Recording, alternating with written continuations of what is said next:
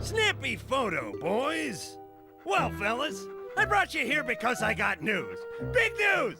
I'm a bug of action. I make action films, and you are my action stars. I signed you up for a 6-flick deal, which will be shot and completed today! What? Well, time's a-wasting, boys. Better get off to the limo. Action!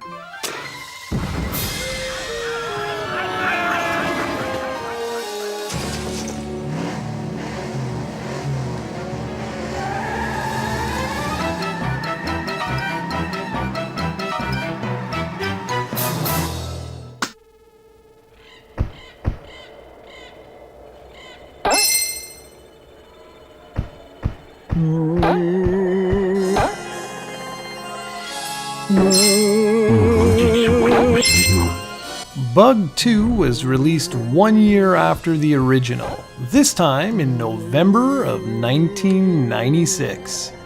And while the first Bug was mostly critically acclaimed for being a lush and beautiful Saturn launch title, by the time November 1996 came around, Super Mario 64 was already out and eating up the sales charts. And suddenly, the bar had been raised exponentially higher than it had ever been before when it comes to 3D platformers.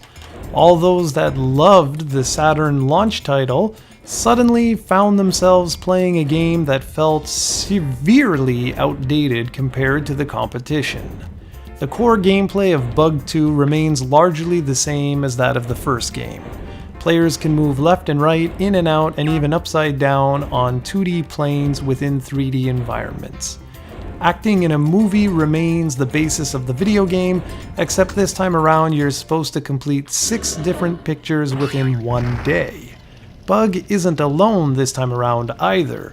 He's accompanied by 2 other playable characters, Maggot Dog and Superfly, each having their own unique attitude and slightly different gameplay styles, although it's only for their projectile attack.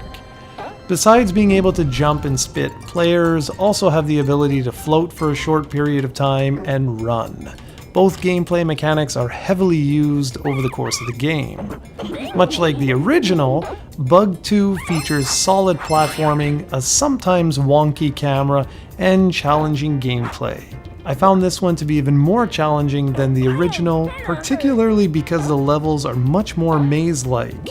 Unlike the first game, stages are no longer linear, meaning you don't just go from one stage to the next. You start at a movie lot, where you can choose which scene you want to tackle first.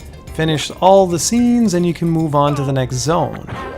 If you found the levels diverse in the first game, you'll absolutely love what the developers did here, as they each have their own unique theme pertaining to whichever movie is currently being shot.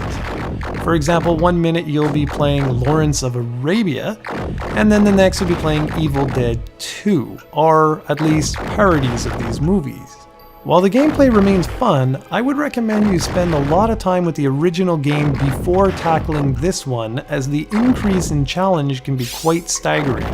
There are lots of platforming areas that will try your patience, as it can be difficult to tell when to jump given the camera setup.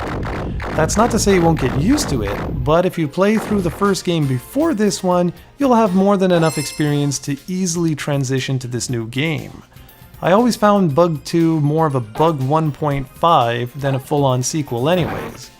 This is a great series that got completely overshadowed by Super Mario 64 and Crash Bandicoot.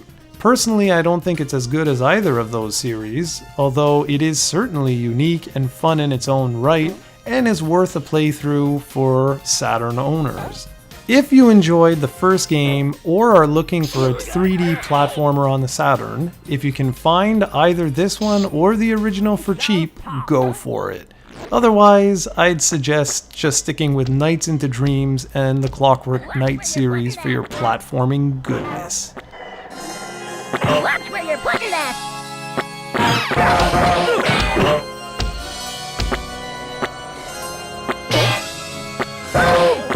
Watch where you're putting that! putting that.